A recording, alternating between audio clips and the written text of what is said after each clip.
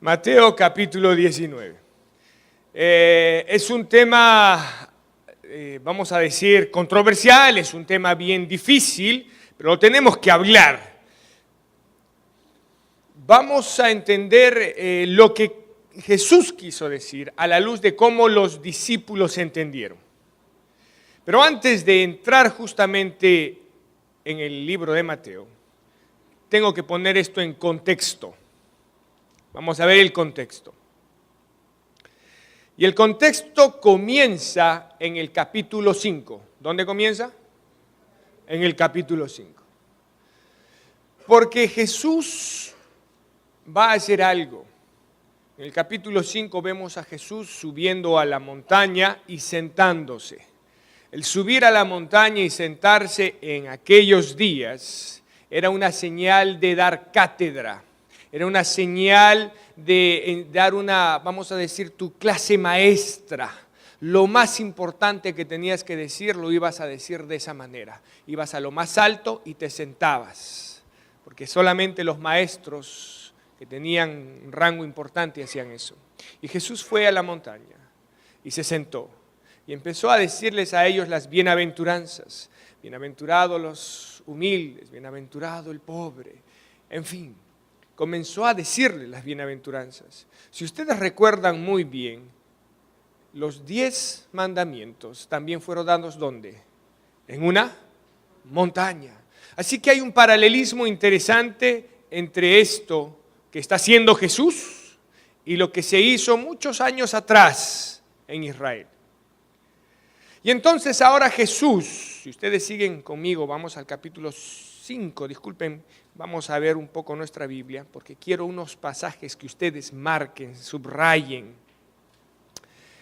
En el capítulo 5 vamos a escuchar una frasecita, una frase importante que Jesús va a decir.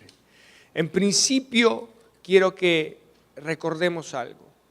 Jesús dice, yo no he venido a abrogar la ley y los profetas. ¿He venido para qué? Para cumplirla. Y muchas veces hemos utilizado esto para hablar acerca de la ley de Dios. Y decimos, allí está, Jesús vino a cumplir la ley de Dios. Y quisiera corregir un poco esto, al decirles que Jesús no está haciendo referencia a la ley de Dios. Jesús está haciendo referencia a todo el Antiguo Testamento. ¿Están conmigo? Incluyendo el libro de Éxodo, incluyendo el capítulo 20.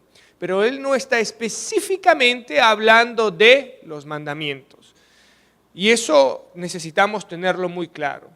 Porque Jesús les dice a ellos, yo no he venido a abrogar la Biblia que ustedes conocen. Eso es lo que literalmente Jesús está diciendo.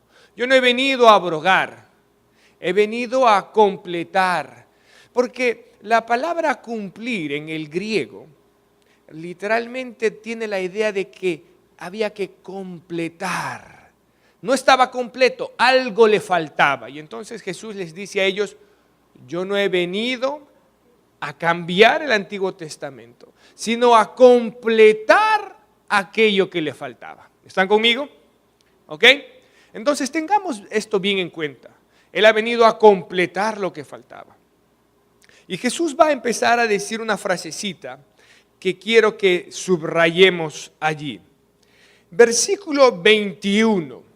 Quiero que lo graben en sus mentes si están tomando notas. Oísteis que fue dicho a los antiguos. ¿Ok? Esta frasecita la vamos a leer varias veces. Oíste que fue dicho a los antiguos. Y entonces Jesús dice, no matarás. Y cualquiera que matare será culpable de juicio, ¿verdad? ¿Dónde lo escucharon ellos?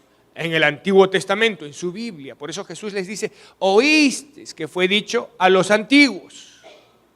Y ahora viene Jesús y subrayen esta otra frase, porque Jesús dice en el siguiente versículo, pero yo os digo, ¿notan esto? Oísteis que fue dicho, esto es lo que aprendieron, esto es lo que estudiaron, pero yo os digo. ¿Estamos de acuerdo? Entonces Jesús les dice, pero yo os digo que cualquiera que se enoje contra su hermano será culpable de juicio. Y cualquiera que diga necio a su hermano será culpable ante el concilio, y cualquiera que le diga fatuo quedará expuesto al infierno del fuego. Ellos habían entendido el no matar de una forma tan literal, pero tan literal, que ellos no mataban a nada y a nadie. Pero Jesús viene a retar este concepto y dice, ustedes han entendido eso, pero déjenme decirles algo, ustedes matan. ¿Basta con que murmures de quién? De tu hermano, ya estás matando. Entonces Jesús marca aquí el antes y el después. Todo lo que ustedes han aprendido, pero ahora yo les digo lo que tiene que ser. ¿Está anulando lo anterior? ¿Está diciendo, bueno, ahora sí pueden matar? No. Simplemente está elevando ¿qué cosa? La valla. Porque los judíos decían, yo no mato a nadie o a nada. Pero murmuraban y hablaban. Y a veces nosotros hacemos más daño con nuestras palabras, ¿verdad? Podemos matar a alguien con nuestras palabras. Vamos a ver otro caso. Versículo 27. Oísteis que fue dicho, una vez más, no cometerás adulterio. Eso se les había enseñado a ellos. Oísteis que fue dicho, no cometerás adulterio. Entonces el judío decía, para encontrar a alguien, ellos habían hecho sus reglas, sus normas, para encontrar a alguien, para acusar a alguien de adulterio, ¿cómo teníamos que encontrar a esa persona? Recordemos un poquito cuando le trajeron a Jesús a esta mujer. ¿Qué le dijeron?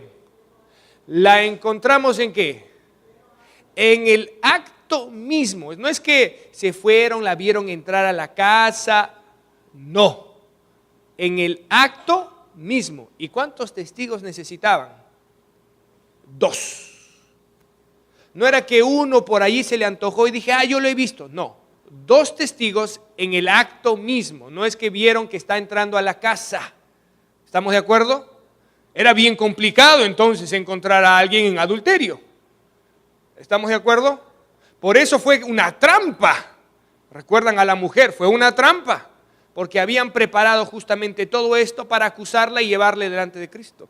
No era sencillo decir alguien está adulterando. Necesitabas 2 testigos que habían visto a las personas, a las 2 personas, en el acto mismo del adulterio. No que se estaban tomando las manos, un abrazo. No, el acto mismo.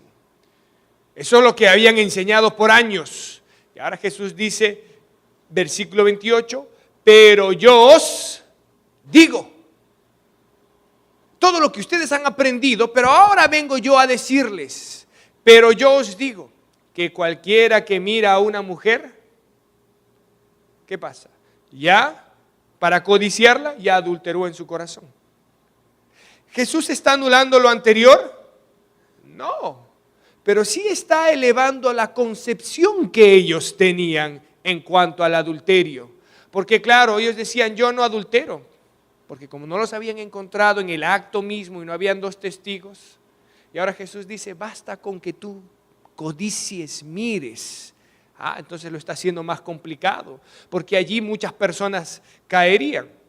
Vamos a avanzar rápidamente porque el tiempo apremia. Versículo 33. Además habéis oído que fue dicho a los antiguos, una vez más, no perjurarás, sino cumplirá el Señor tus juramentos. Versículo 34. Pero yo os digo, no juréis de ninguna manera por el cielo, porque es el trono de Dios, ni por la tierra. No juréis, finalmente.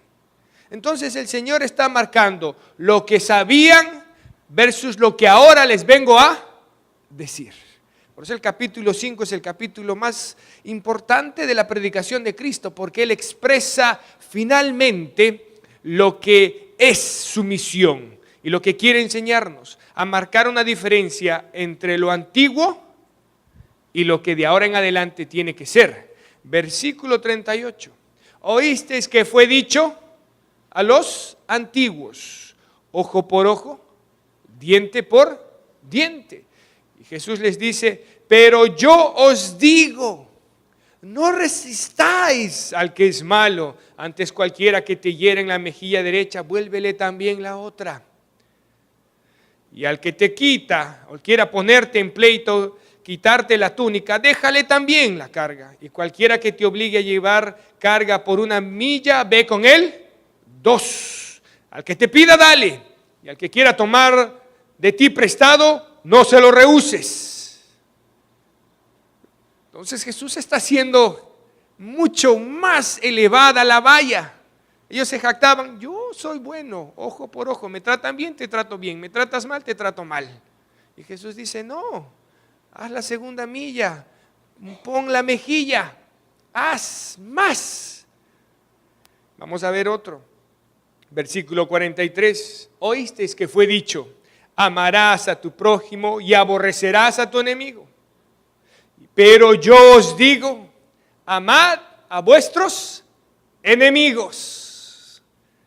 Bendecid a los que os maldicen, haced bien a los que os aborrecen y orad por los que ultrajan y os persiguen, para que seáis hijos de vuestro Padre que está en los cielos, que hace salir el sol sobre malos y buenos y que hace llover sobre justos e injustos. Porque si amáis a los que os aman, ¿qué recompensa tendréis? ¿Qué de diferente están haciendo?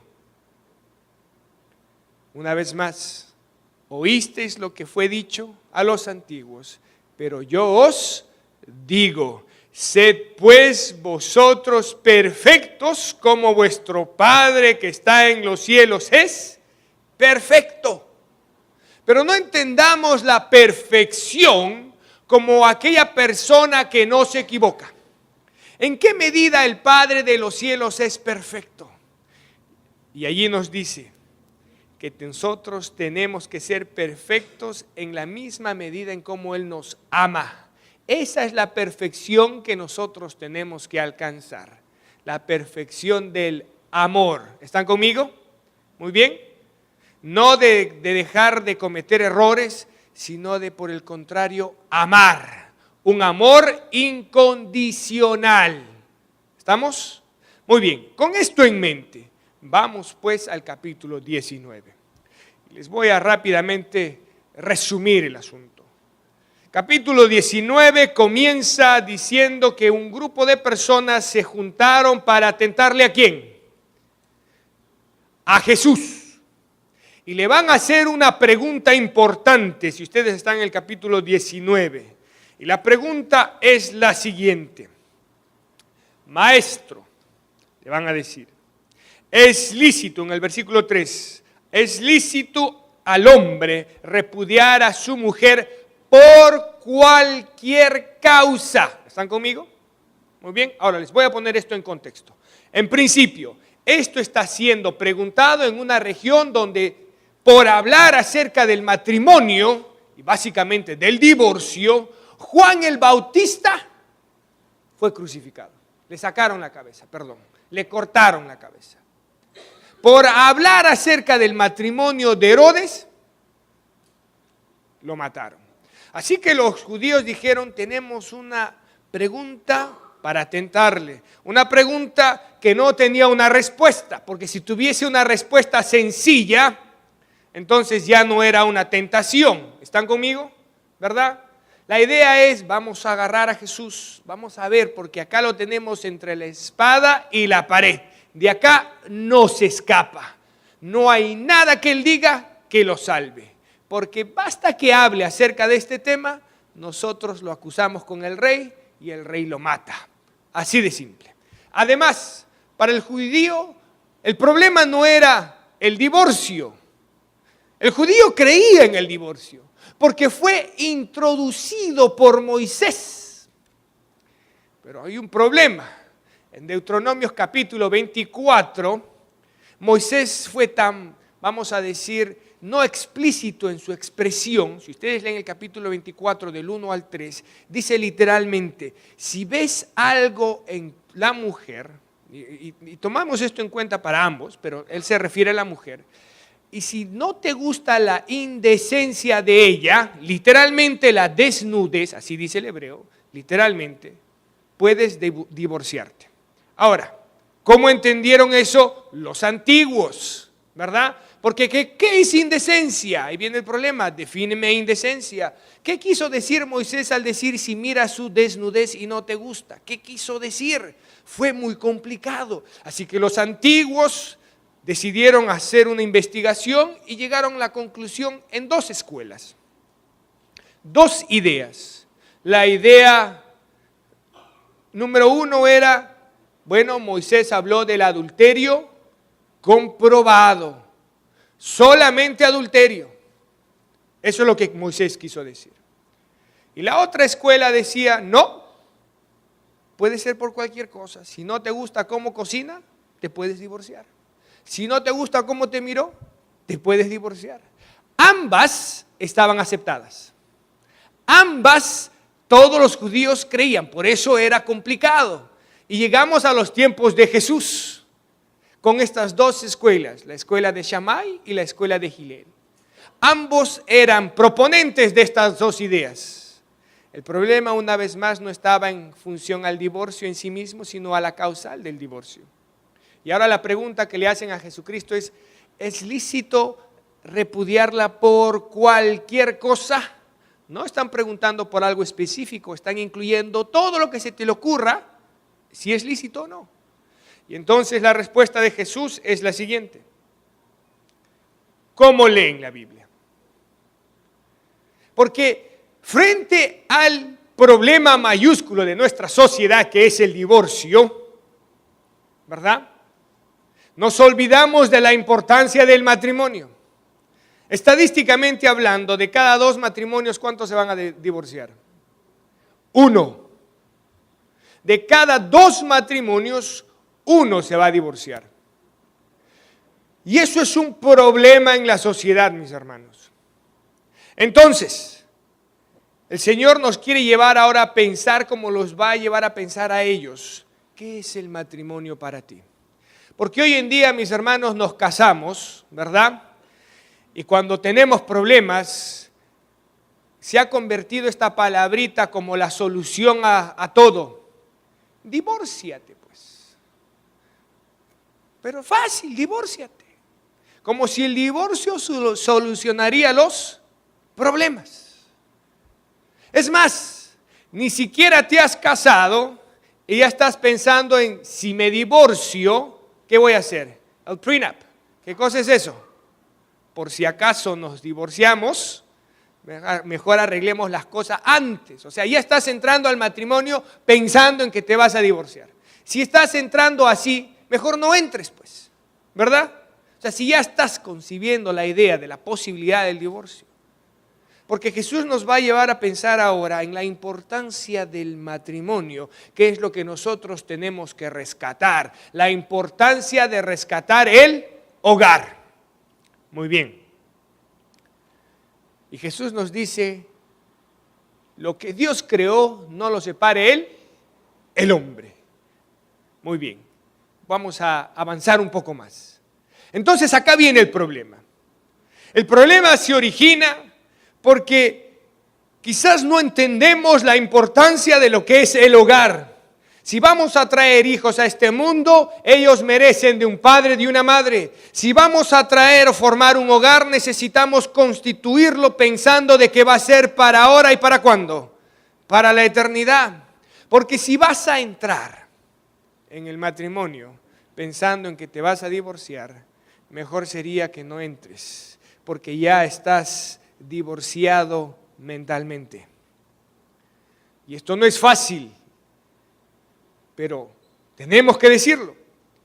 Y entonces ahora le dijeron a él, versículo 7, bueno Jesús, ¿por qué entonces Moisés permitió la carta de divorcio? ¿Por qué? No cuestionaron lo que Jesús dijo. Jesús les hizo a pensar, piensen en lo que significa el matrimonio. ¿Quién unió? Fue Dios. Varón y hembra los creó, los unió y llegaron a ser una sola carne. Piensen. Y entonces dijeron ellos, ¿y por qué Moisés permitió? Y Jesús les va a decir algo importante que es necesario que nosotros lo entendamos hoy en día. Por la dureza de vuestros corazones. Por la dureza de vuestros corazones. No fue la intención de Dios. No fue el plan de Dios, pero lo permitió por una situación política, sociopolítica de aquel momento. ¿Qué pasó? Que durante el tiempo de los israelitas, los hombres eran los que mantenían a las mujeres, ¿verdad? Era una sociedad patriarcal y la mujer dependía ¿de quién?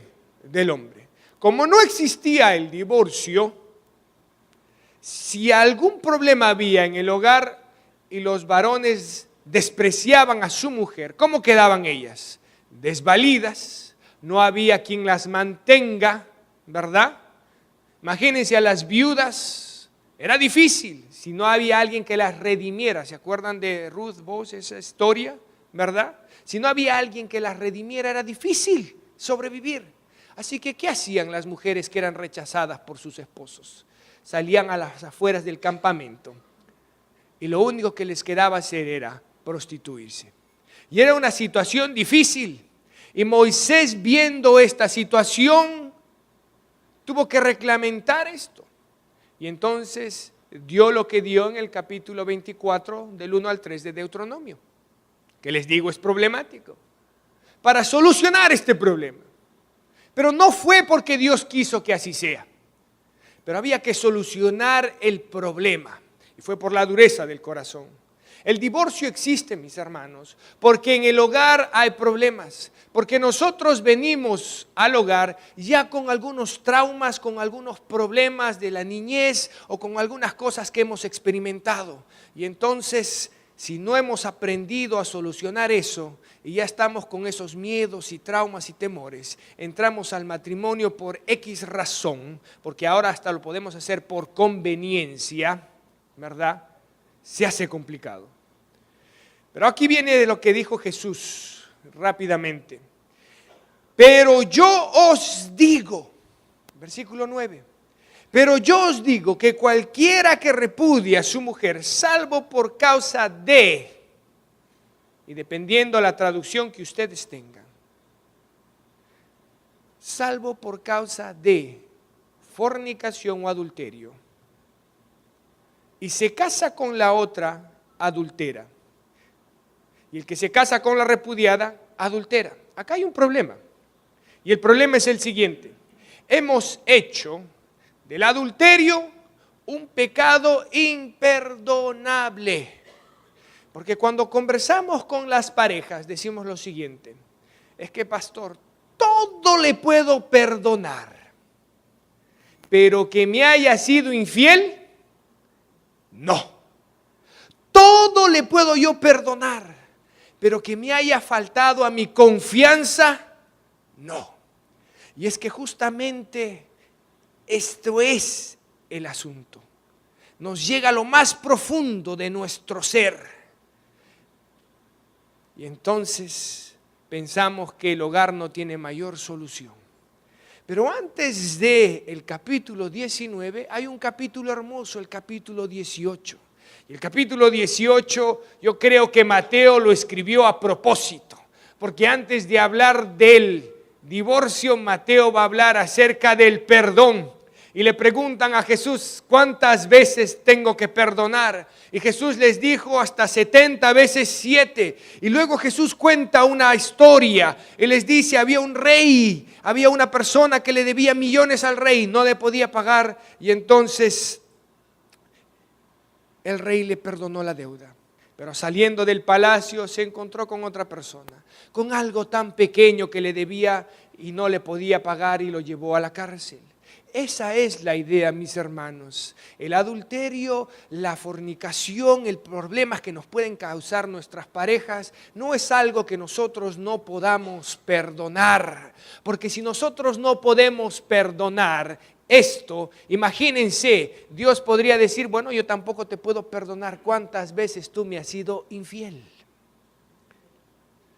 Pero el Señor, ¿qué hace?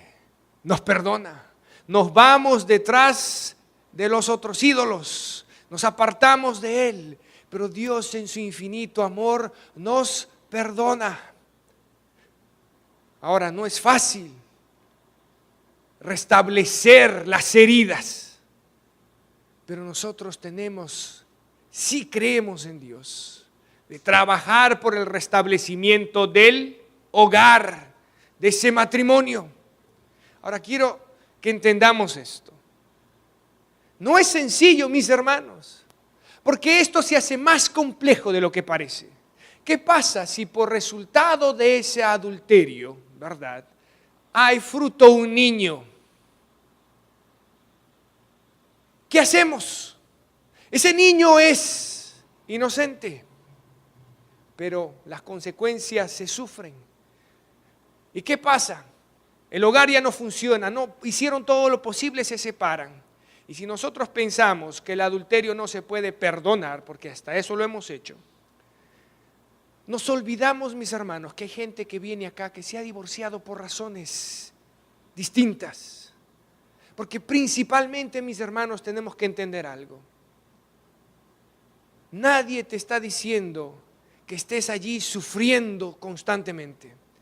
Porque eso sí he visto en nuestra iglesia. Hay un divorcio que es el más perjudicial y ese es el divorcio emocional que existe en la iglesia. De parejas que están casadas, pero que están completamente divorciadas emocionalmente hablando. Eso crea más daño a vuestros hijos. Y entonces ustedes dirán, pero bueno, ¿y qué hacemos? ¿Cuál es la solución? Yo no tengo la solución, porque finalmente pasa por ustedes y por mí, de aceptar y entender, si Cristo me perdona, podemos trabajar esta diferencia que quizás nos lleve toda la vida. Y si no podemos y nos divorciamos finalmente, ¿quiénes somos nosotros para empezar a mirar a las personas que se han separado de sus parejas como cristianos de segunda categoría? Porque se separaron, se vuelven a bautizar y no permitimos que muchos de ellos vengan a participar aquí en la plataforma. No permitimos que muchos de ellos vuelvan a integrarse a la iglesia. ¿Por qué? Porque pensamos que todavía siguen en pecado. Y nos olvidamos que Cristo borra todos los pecados y nos arrepentimos. Nos olvidamos que finalmente, si nos entregamos en las aguas bautismales, Cristo nos va a redimir y nos va a hacer nuevas personas. El pecado, mis hermanos, es un accidente. Ninguno de nosotros planea tener un accidente al salir de acá, ¿o sí? Yo no creo que ninguno de ustedes venga y me diga, pastor, estoy planeando chocar mi carro al salir de acá. No, pasa. Y cuando pasa tenemos que buscar los remedios. Y en este caso el remedio es entender el perdón, es entender la gracia, es entender de que Dios no te va a echar fuera. Jesús no dijo lo que nosotros pretendemos leer. Él utilizó una palabra que nadie les va a dar a ustedes una traducción. Aunque se traduce como adulterio y fornicación, la palabra en realidad no se entiende. Y se los digo con toda la sinceridad del mundo. No se entiende lo que Jesucristo quiso decir. Sin embargo, Jesucristo debió decir algo que los judíos de ese entonces entendieron. Porque en el versículo siguiente los discípulos le dijeron al maestro, versículo 11, si es así la condición del hombre con su mujer, no conviene entonces ¿qué cosa? Casarse. La pregunta fue a Jesús, ¿es lícito divorciarme por cualquier cosa? Y finalmente los discípulos entendieron, wow, debe ser tan complicado llegar a este punto de divorciarme, que es casi imposible. Mejor no me caso, porque para el judío en ese entonces era tan sencillo. Me puedo divorciar ya sea por adulterio, por cualquier cosa, dependiendo a qué bando tú querías ir. Pero cuando los discípulos escucharon esto, dijeron, wow, mejor no me caso. Pero Jesús no anuló el divorcio. Recordemos lo que hemos aprendido. Oísteis lo que fue dicho a los antiguos, pero yo os digo, lo que Jesús vino a hacer fue simplemente levantar ¿qué cosa? La valla. Si ustedes entienden esto a la luz del capítulo 5, ustedes entenderán que Jesús no está erradicando, aboliendo el divorcio. Simplemente nos está llevando a pensar que para divorciarnos la valla está tan alta que deberíamos hacer todo lo posible para salvar nuestro matrimonio. Mis hermanos, si Cristo nos perdona todo, ¿por qué no hacer el esfuerzo de perdonar aquello que se ha convertido en el pecado imperdonable por muchos de nosotros? Si le hemos engañado a Cristo tantas veces, ¿por qué no hacemos el esfuerzo nosotros de redimir a esa persona?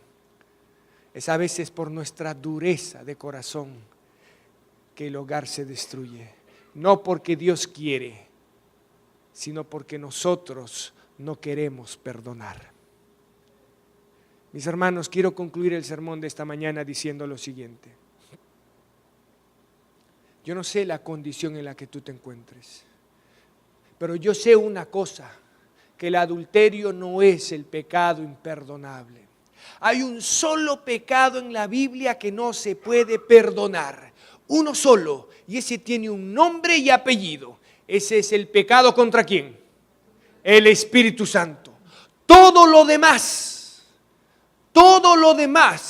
Dios te perdona. Y si Dios nos perdona, ¿por qué nosotros no podemos perdonar una deuda tan pequeña con la otra persona? Mis hermanos, luchemos para que los hogares sigan adelante. Si tienen problemas, busquen terapia, busquen consejería, vayan a un psicólogo, vayan a un pastor, pero busquen. Y quiero concluir diciendo lo siguiente. Y si nos hemos separado y nos hemos vuelto a casar, quiero decirte lo siguiente. Dios te ve como el hijo y la hija de sus ojos. Él no se acuerda de tus pecados, de tus errores. La Biblia dice que va y los echa ¿hacia dónde? A lo más profundo del mar. Pero sí quiero advertirte que aquí en la iglesia hay muchos pescadores y hay muchos que son buceadores, que bucean, porque aunque Dios lo manda a lo más profundo, muchos nosotros vamos a pescarlos para sacarlos una vez más, para restregárselos en su cara una vez más. Buceamos a lo más profundo para decir, no, ese hermano no, esa hermana no. Mis hermanos, ¿quiénes somos nosotros para juzgar? ¿Quiénes somos nosotros para murmurar? Todos nosotros merecemos la muerte. Finalmente, uno es el dador de la ley, según Santiago, y ese es Dios. Tú y yo estamos por debajo ¿de qué? De la ley. Y necesitamos el perdón de Dios y la misericordia de Dios para que nuestros hogares sigan adelante. Quiero decirte algo. Si en tu hogar tú y tu esposa tienen problemas y ya ni siquiera están durmiendo en el mismo cuarto y tus hijos están viendo eso es peor de que los vean a ustedes separados. Porque ¿qué mensaje les estamos dando a nuestros hijos? ¿Qué es lo que están viendo? Yo no sé qué situación tú te encuentres, pero quiero decirte en esta mañana para terminar. Dios te perdona. Dios ha hecho todo lo posible para rescatarte del pecado. Lo único que ahora nosotros tenemos que hacer es abrir nuestro corazón. Ese corazón que está duro, decirle, Señor, entra a Él. Renuévame, transfórmame. Porque no quiero perdonar. Pero el Señor no te dice, quiero que sientas. Te está mandando, es una orden. Ama a tu enemigo. Porque Él sabía que si hubiese dicho, siente amar a tu enemigo, muchos de nosotros no sentiríamos ¿qué cosa? El deseo de amar a nuestro enemigo. Pero es que el amor, mis hermanos, no es un sentimiento. El amor es un principio por el cual nosotros vivimos. ¿Están conmigo? No se trata de sentir amor. Y eso es fundamental en el hogar. Porque claro, cuando nos enamoramos, todo bonito, rosas y flores y todo lo demás. Ya cuando estamos conviviendo, las luchas, los problemas, y como decimos que ya estoy cansado de esta persona y ese sentimiento va desapareciendo. Pero si tú entiendes que el Señor te dice, ve a hacer la segunda milla, haz ese esfuerzo, ama, es una orden de Dios. Perdona, no porque sientas, sino porque entiendes que Dios te perdonó a ti tus pecados.